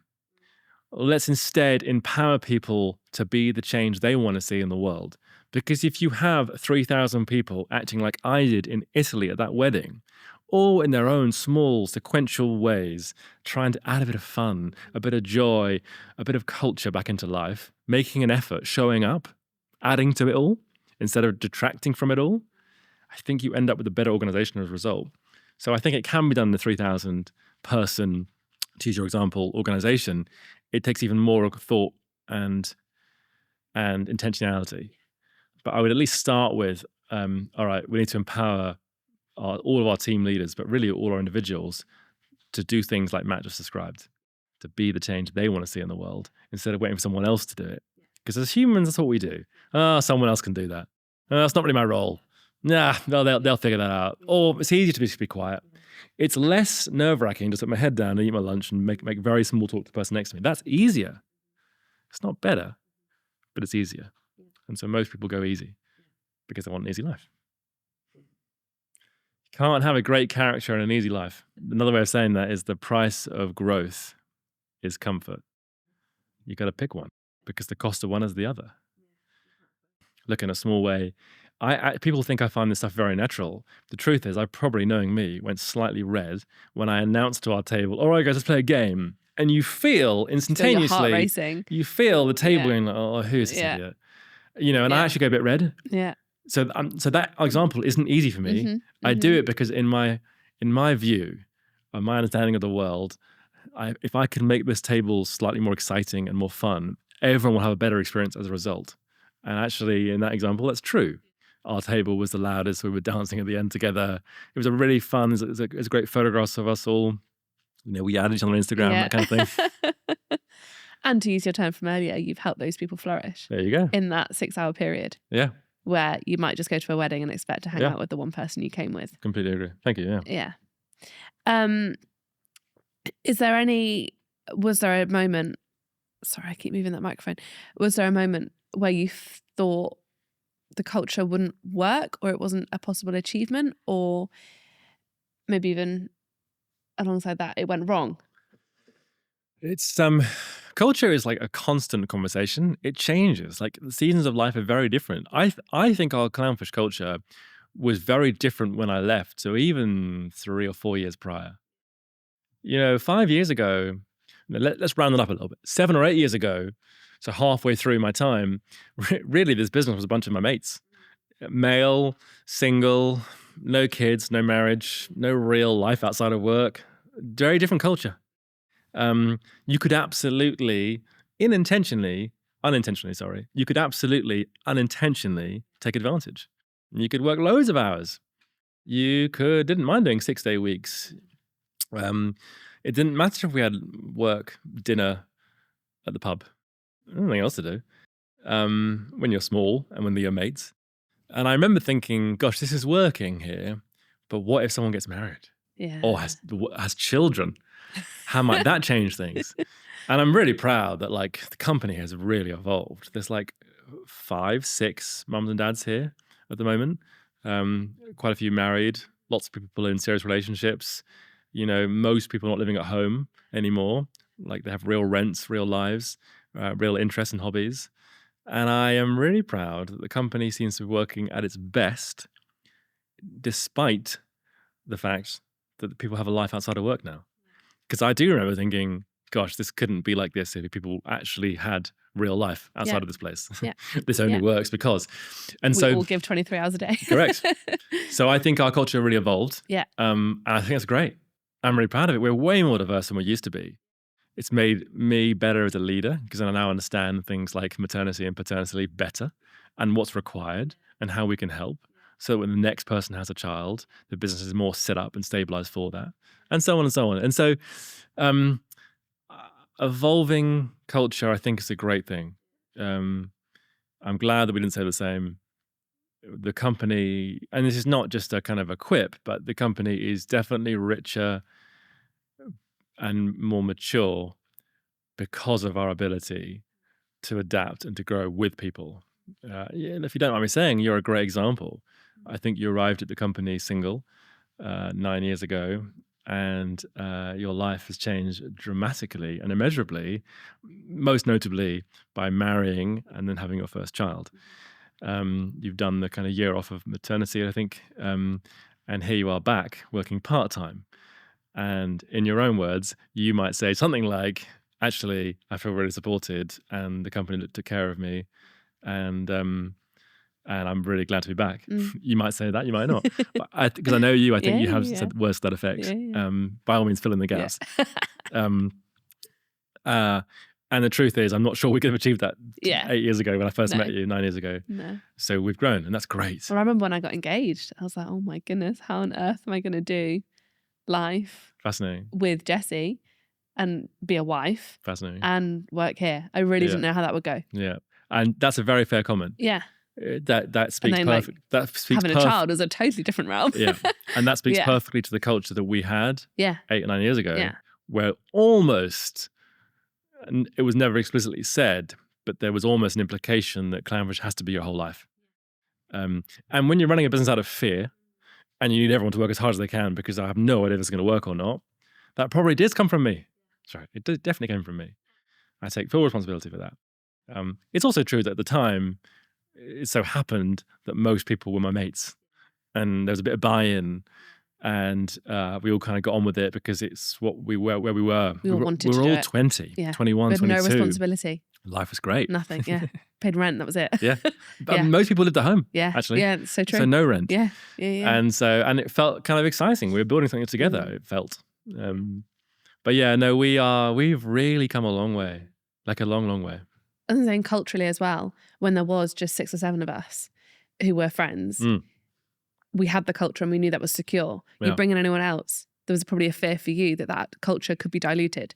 Correct. And then it's the start of a slippery slope down of it being lost. Correct, yeah. So yeah. It's very challenging. I said earlier, like the thing I'm really proud of, we've been really good at exiting people out of the business that weren't culturally correct or right, even though often they were quite good at their job. Even though reputationally we would definitely have suffered. I think the thing I've always said is there's no amount of money in the world this business could make that could ever possibly justify a culture that sucked. As in, if we've lost. Do you know what? Can I read it? Yeah. I didn't say that as well as I should have said it. This is actually in my starter letter. Here we go. One of my non-negotiables is this. There's no amount of profit I'd accept if it resulted in a workplace that sucked. If that is where we land, it doesn't matter how much money we make, we've all lost. And so actually reputationally or financially, or even for the kind of productivity of the business, those things have all suffered. But as a result, we've kept culture and people fit here pretty A1. And that's why we win awards, I think. That's why people stay. People just don't really leave this place. And so, I'm proud, kind of more than most things, that we've been good at that. Not always, but by and large. Yeah. No, it's totally right. And what would you tell a founder who's where you were 5 years ago? So 5 years ago, we just celebrated 11 years, 12 years now. What would you tell someone in those positions, in those shoes? I think I would tell a founder from who was maybe 5 years in. Is that the question? 5 years ago, so 12 years in. So you kind of come through the first harder years, and maybe you're at a point of, okay, now I've got my core, but I want to scale more. I want to grow more. Look, everyone grows at different points, and everyone struggles with different things. So to speak broadly, I think I'd say buy in your faults. It's time to, if you haven't done so already, it's time to buy in the thing you're not very good at, because that's probably the blocker to the business.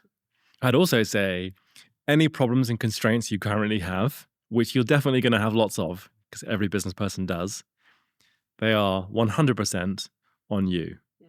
They are your fault. Yeah. They are your responsibility. You are probably in your own way. You need to change that, hire that kind of person, get rid of that kind of person, change this process, or maybe even step away. Let someone better than you do the job that you're doing, and just do the things that light you up. Yeah. Yeah. And just to give a practical example, I remember when you're saying buy in the things you're not good at. Eddie the accountant. Yeah. I'll never forget that. I used to do bookkeeping. I see. Yeah. The worst person possible to do bookkeeping. Then it went to various other people in the company. Wow. Before you actually had the light bulb moment of something you did not want to do, which was pay someone quite a big amount to do all the finance things that we couldn't do in-house. Yep. And it was putting those people in place. Yeah. Yeah. Yeah, great example of buying in your faults. And you're right, it took me a while to get there. Had I had a mentor or a coach, I reckon they would have told me that immediately. Yeah. Matt, what on earth are you doing? Yeah. This is like amateur hour. I thought you're trying to run a multi-million pound business. What are you doing? Why is this in-house? Why are you trying to do it this yourself? This is no one's job. Yeah. No one's even enjoying this job. No one's even very good at this job. Yeah. Why are you not? You're suffering. And a bad answer from me would have been, well, I can't really afford it. And they should have said, no, Matt, you can't afford not to. Yeah. Much better reframe of that. And that'd be good advice. And look where you are now with an accountant. Or clownfishes. What would you tell someone starting their career at the age of around 25? What would you say? Best bit of advice. I'd say chill out. This human experience is quite difficult. Yeah. But go a bit easier on yourself. Yeah.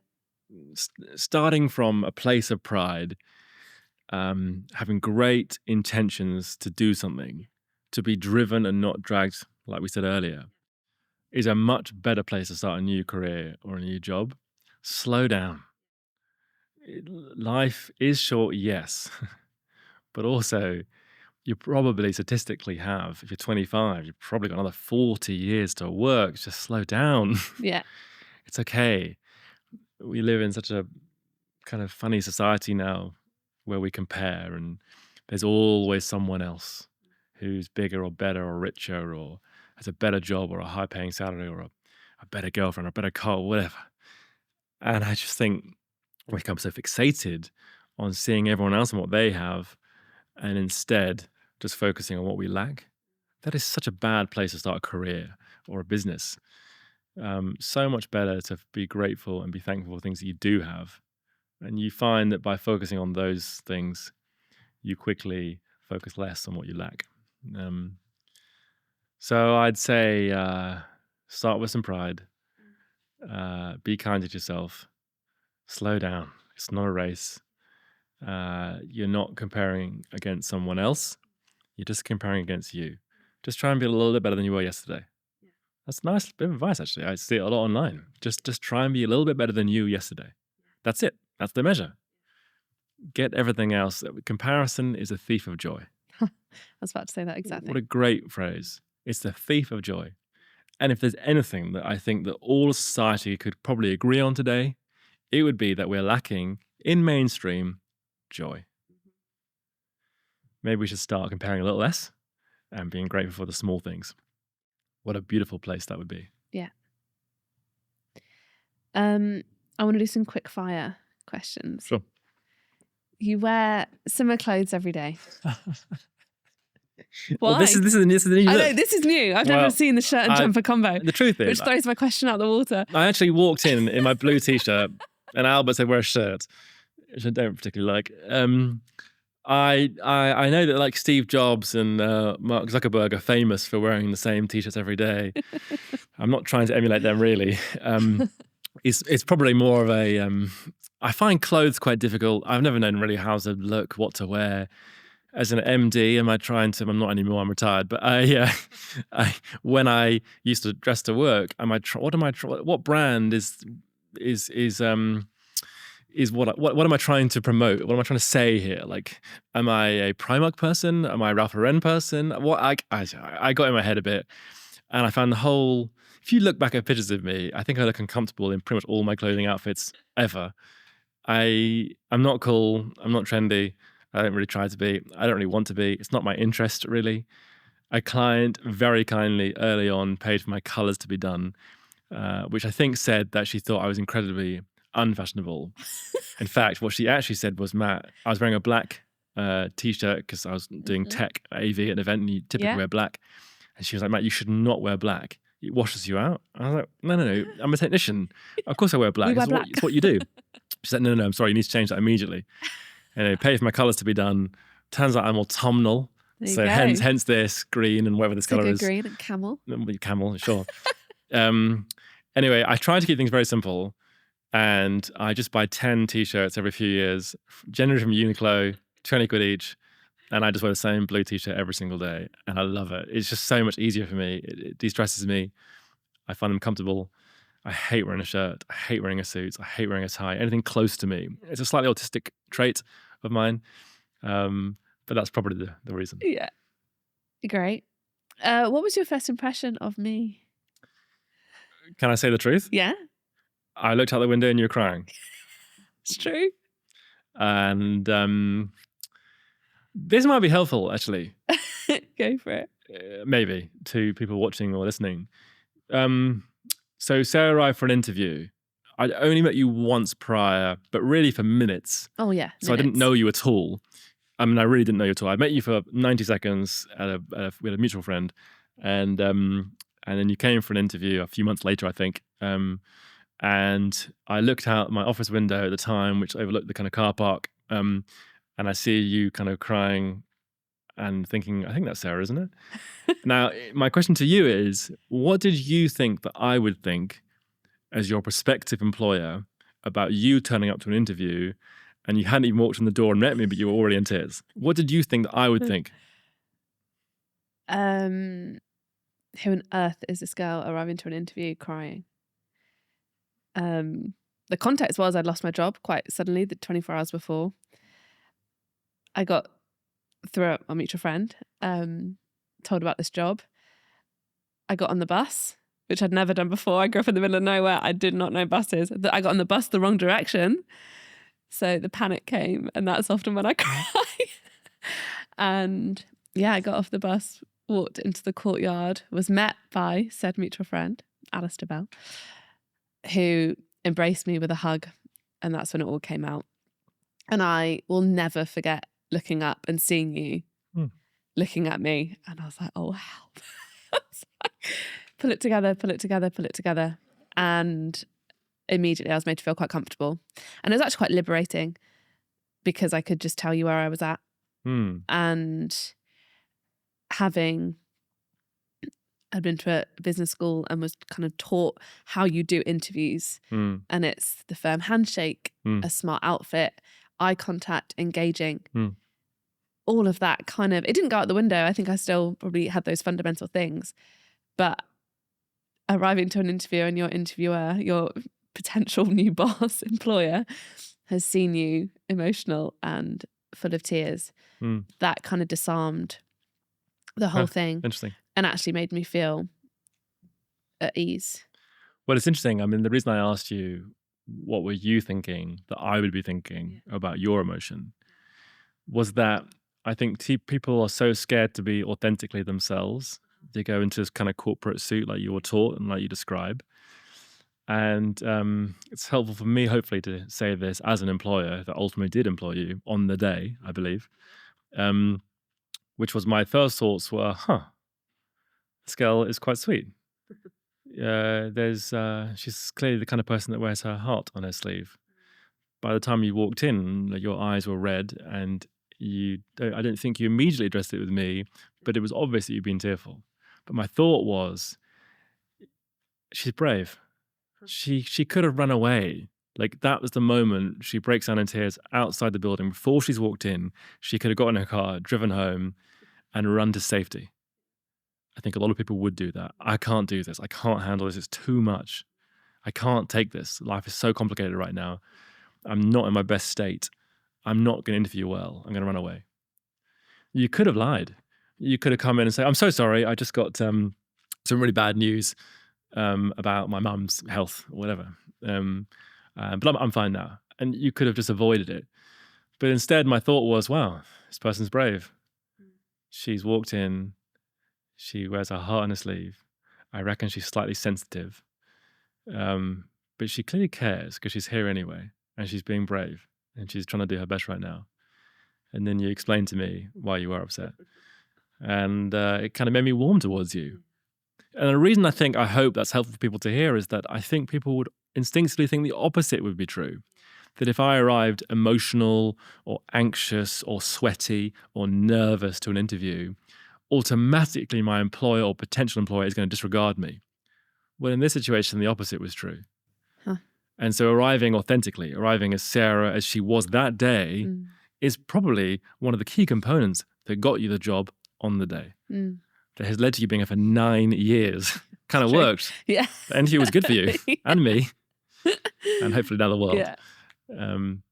I love the idea that, like, actually, if my prospective interviewer does not accept me for who I am, where I am on this day, at this time, they're probably not the employer for me. Yeah. Wow, that reverses the power. Yeah. I think it's a better way to think. Yeah.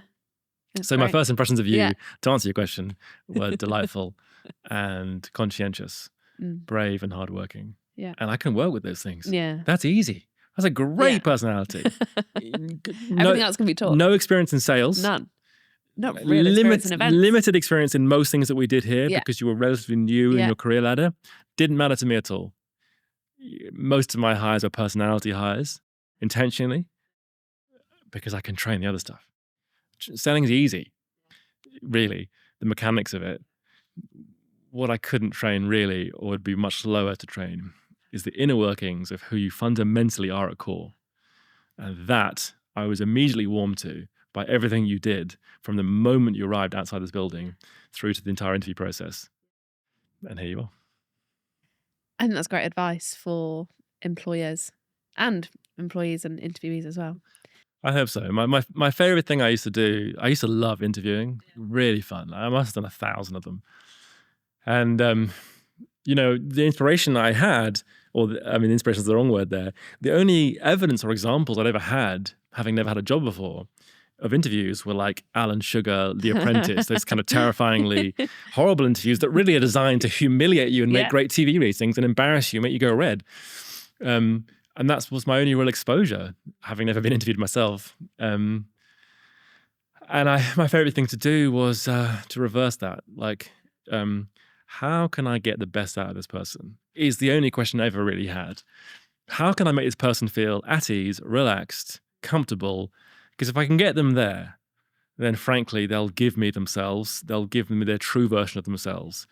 And I can work out if this is a good cultural fit for both sides. I don't want to humiliate. I don't want to embarrass. I'm not trying to test you in that way. It's more of a two-way conversation. They've got to like me too in this organization. They've got to understand this fits right for them. Yeah. The power is a bit more equal than people tend to make out for both sides. Yeah. Speaking of advice, and by the way, this is probably the last couple of questions. Sure. What is the best advice you've ever received? And what is the worst advice you've ever received? I don't mind which order. Someone early on who was quite influential in my life when I was 18 and I just started out said to me, Matt, if you're not a millionaire by 25 years old, I'm going to be asking serious questions. Huh, wow. And I have to say that taunted me. He didn't mean it to ever taunt me. He only ever tried to help me. Yeah. It came from a good place. But the truth is that expectation of me was just another thing that I thought I'd mess up. That the idea that he'd be asking serious questions made me feel like headmaster student again. And bearing in mind, we didn't grow up with any money at all. I don't really think we had wealthy friends. A millionaire, it just felt so absurd. And the first thing I did was I went on Companies House and looked at other event companies, the big established ones. And I remember saying to this guy, I don't think even the big ones are making millions of pounds here. I don't think it's a particularly profitable. And I think that really taunted me. It kept me up. And I didn't love that. It was a wild expectation of me that I think thwarted me, strangely. That wasn't the intention, to be clear. I don't foster ill feeling around that. But I'm careful now in what I say to people when I place those kind of demands or expectations or challenges on. The best advice, my favorite quote at the moment, and I chop and change them every 6 minutes, but my favorite quote today in this particular hour is, the magic you're looking for is in the work you're avoiding. Everyone, I think, is looking for magic of some sort, whether it's in their relationship, whether it's in their new business, their job, their faith, their body, their health, their diet, their Instagram page. Everyone's looking for kind of magic. Define however you want.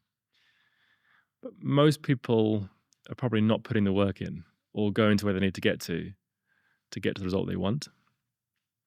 The magic you're looking for is in the work you're avoiding. And so whenever I felt stuck or something wasn't quite happening right in my life or I wasn't achieving the right goal, or I kind of looked within, or I learned to look within. Okay, what am I avoiding here, Matt? I would say to myself, like, what am I avoiding? What am I not doing? What am I not saying? Yeah. What am I not thinking? Who am I avoiding here? And so often focusing on those things, or being incredibly uncomfortable always, was the thing that got me to that magic that I speak of. I think it's great advice for all people. It's so often the case. The magic you're avoiding. Nope. The work, the magic you're looking for is in the work you're avoiding. Yeah. Do you think you're unveiling that magic now? Trying to. Yeah, like, I am 35 sitting here. I am the result of a billion things happening to me. Tons of work, especially latterly. I'm not the finished article. I never will be. I'm okay with that. But I keep progressing. I keep trying to challenge myself. I keep trying to find the things I'm avoiding one by one. I tick things off. Yeah. Amazing. I think, unless there's anything you want me to ask you, that's done. Sarah, thank you for interviewing me very much. Pleasure. And Thank you for letting me. It's been fun to talk these things through. Yeah. This has been quite a blur. I got emotional. I laughed. Don't think I cried. Thank you, Sarah. I don't know what will be clipped up here and what will be used, but I think I want to say that if at 18 years old I was able to wish to the genie in Aladdin for everything. I would have wished for an easy course of business. I would have wished to fall in love with a girl at that time. I would have wished to have a plain sailing business. I would have wished for all the customers to come like clockwork, rhythmically from day one. I would have wished for not to be sued. I would have wished for the pandemic not to happen. I would have wished for my dad not to die. Yeah. You know, the difficult things we've spoken about today, I would have, at 18, wished none of those things would have happened. So I guess on reflection of all of that, I realized more and more that all these painful things I've really used for my own growth. I've turned pain into passion, perhaps. And I think if I got the life I would have wanted for me, I would not have become the man that I am proud to be. And I love this kind of Tony Robbins idea of life doesn't happen to you. It actually happens for you. And I kind of share that because I think so many people now, when they're honest, are going through such difficulty and adverse experiences. They're becoming a parent for the first time, relational complication, work struggles, financial pressure, not having the body or the diet or the lifestyle they want, comparison, all the things we've spoken about. And I want to say, or try to help and say, try to zoom out. Maybe these things are happening for you. They are telling you something. They're building your character. It's that thing we spoke about earlier. You can't have a great character and an easy life. Yeah. Pick your hard. They come hand. Yeah. What's the phrase? Smooth seas don't make for skilled sailors. And that's the story of my career. No smooth sea at all. But that doesn't make a skilled sailor. Amazing. Thank you, Sarah. Thank you, Matt. Like and subscribe. Woo.